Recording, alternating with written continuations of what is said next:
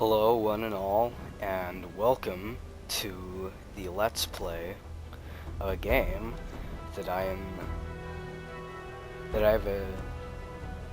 significantly enjoy more than Sonic Adventure 2. We'll put it that way.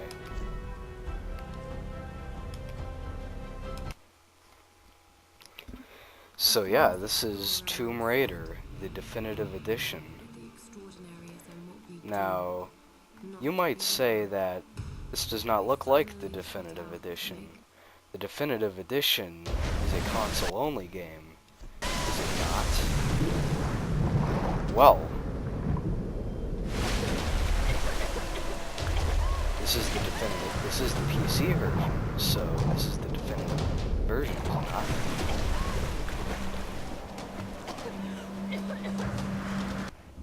Anyway.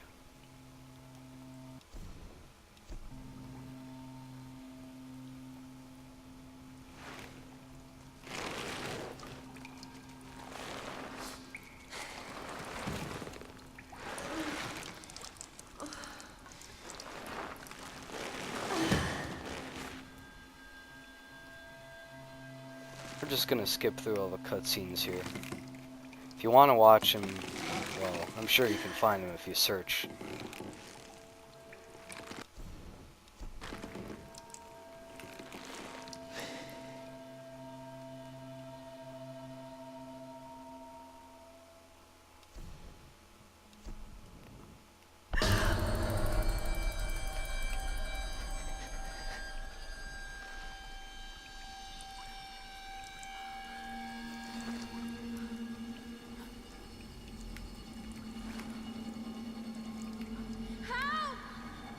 Alright, so let's get started. Help! Got to get down. Yeah, I know, I couldn't help with all that definitive edition stuff at the beginning of the video. I mean, come on, you know, this game does look significantly better on the PC than it does on the PS4, so, you know. It's gonna hurt.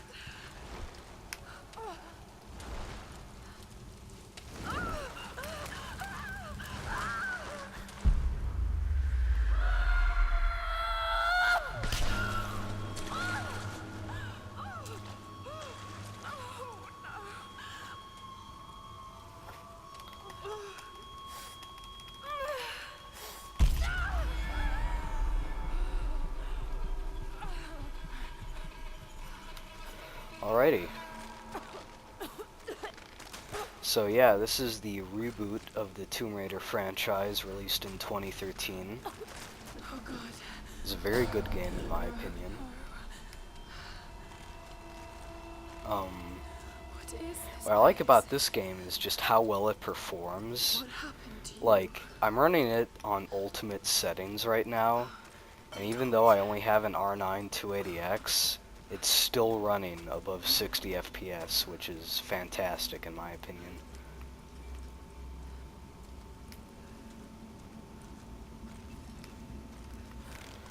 I just love it when games can both look good and run well at the same time.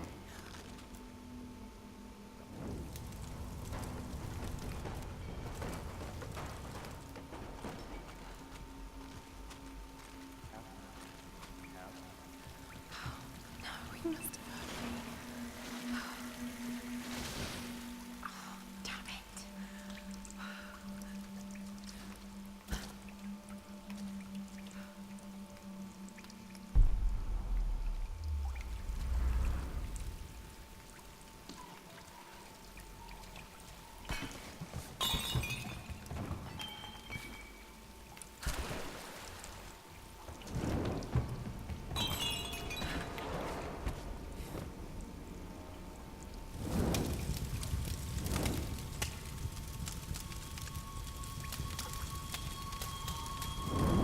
What I like about this game is that, unlike some of the other Tomb Raider games that came before it, it's very good at leveraging puzzle solving with action. A lot of Tomb Raider games either have too much action and too little puzzle solving, or vice versa. This game pretty much has a perfect balance in my opinion. Just keep moving.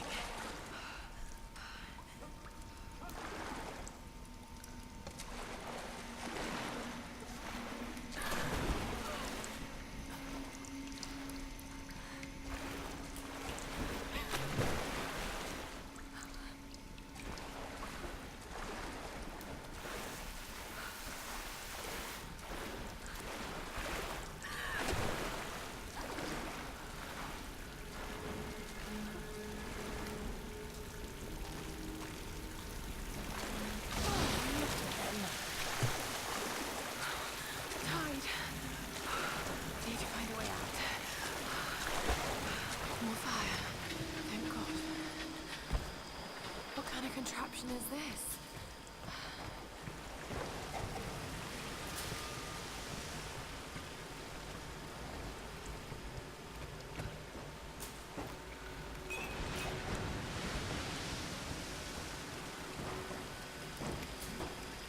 Okay, so what we want to do here, we want to get a torch again. You want to come down here, and you want to burn these.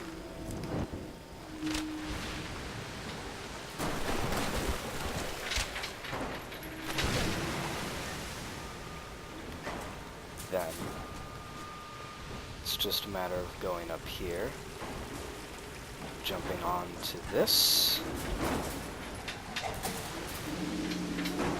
All that stuff will be dumped there.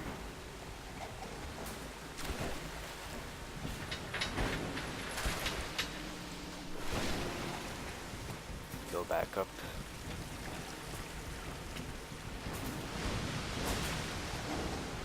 Set this stuff on fire. Give it a good push.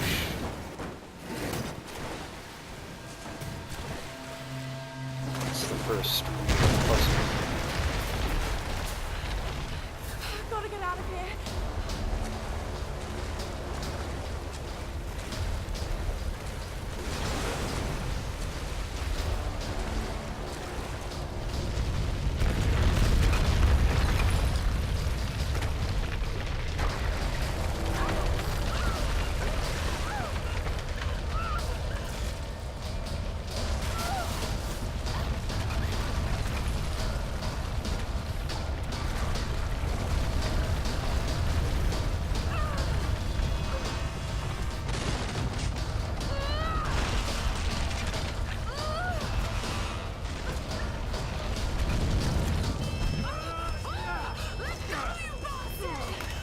Now here's what I don't like about this game. Oh, looks like I messed up a little bit there, but I'm not a fan of quick time events, like, at all. And you will be seeing quite a lot of them in this game. They're not too bad, but they're still rather annoying, and I'm just not a fan of them.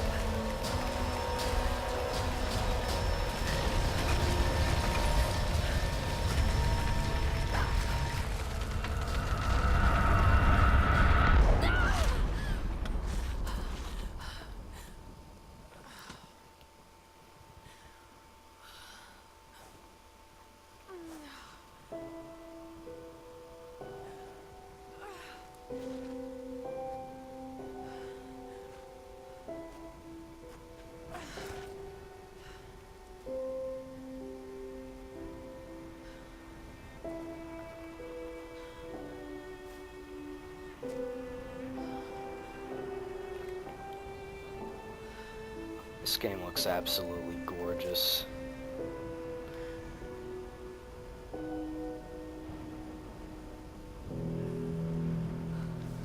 Well, it's now time to get started here.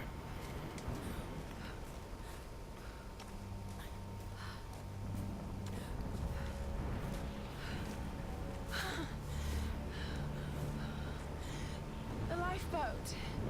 Where are they? They must have gone inland.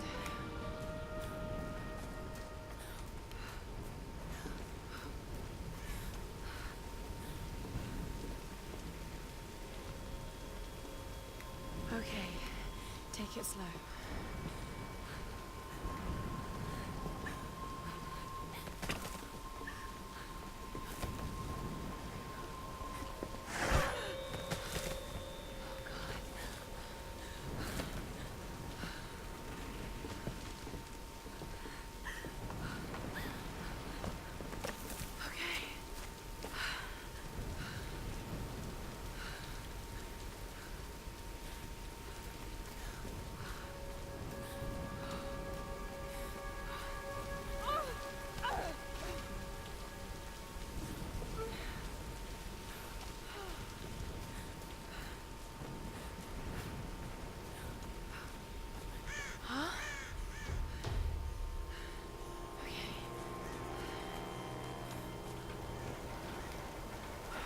I can do this.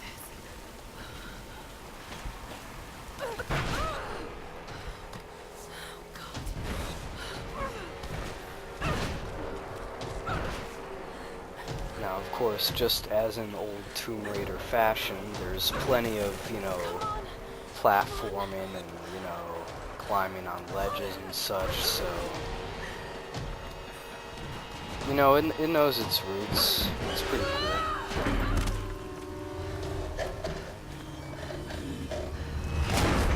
As I sort of said earlier, this Tomb Raider is good at mixing, the action with the puzzles. It's good at mixing the old stuff with the new stuff. You got your classic Tomb Raider platforming, puzzle solving, and then you got the sort of new, like, a little bit more action-oriented stuff, a little bit more cinematic-oriented stuff. Definitely quite a bit more cutscene heavy than the previous games. But what I do like about these cutscenes is that they are all skippable. That is something every game should have, and any game that does not have skippable cutscenes should die.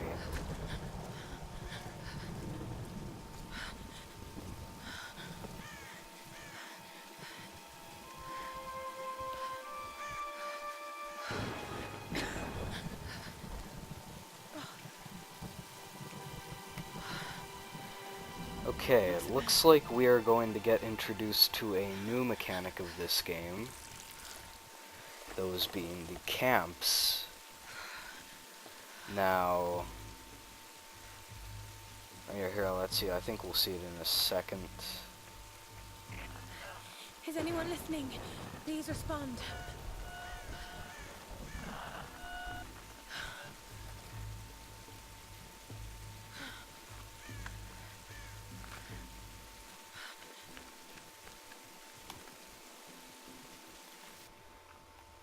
Here's the soon-to-be world.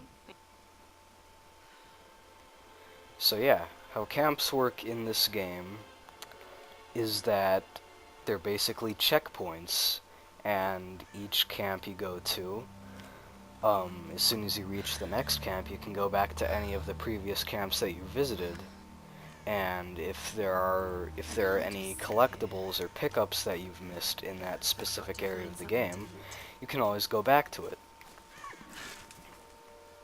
which is pretty nice.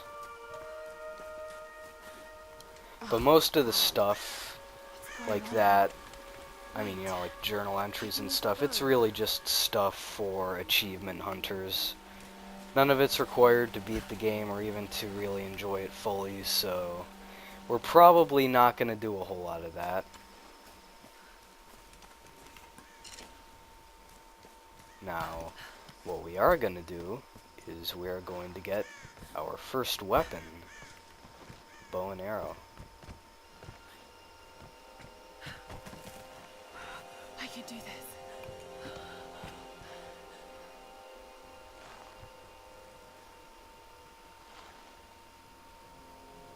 Just wait till he swings near you. And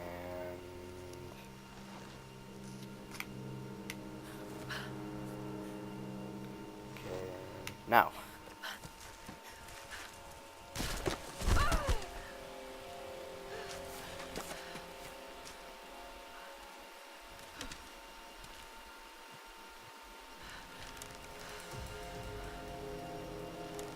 Let's see if this thing still works. Just remember Roth's training. You can have the best form and technique in the world, but it won't mean a thing if you can't focus. So yeah, The key to using basically, that's how the bow works. Now, this is the part of the game where if you're playing on the PC version, it might be preferable to switch to keyboard and mouse. Now, I'm just gonna keep playing on the 360 controller just because even though there are a lot of shooter characteristics for the time being, I think I would still, just for the time being, rather have this on the, just keep playing on the 360 controller, but that's just me.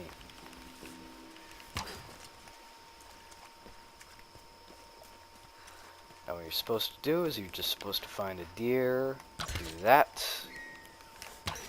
Basically,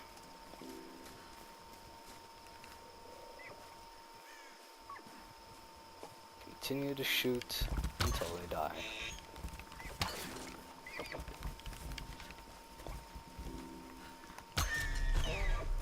And once they die,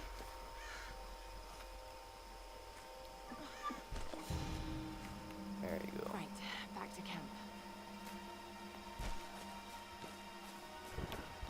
All right, Lara. You won't always have some fancy gadget to tell you where you are. If you can learn to read the land and the stars, you'll always be able Also, to find your another way thing home. that I may have forgotten to mention about camps is that they also function as save points. So whenever you stop at a camp, even if you don't do anything in it, it will automatically save your progress.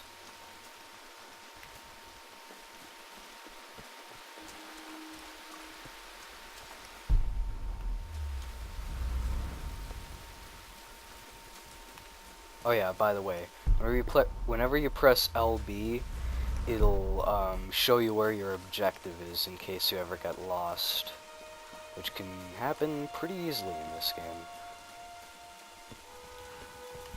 as you might imagine. Camps also allow you to level up your stuff.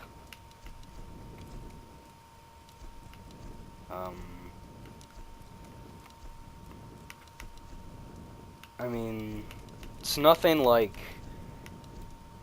that important, but, you know, whatever. This is Conrad Roth, captain of the Endurance. We are ship...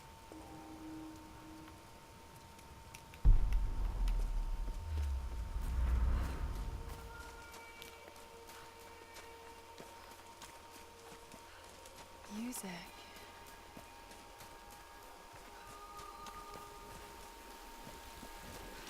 Hello? Hello? Is someone there? So in the next episode, we're going to go down here. See you then.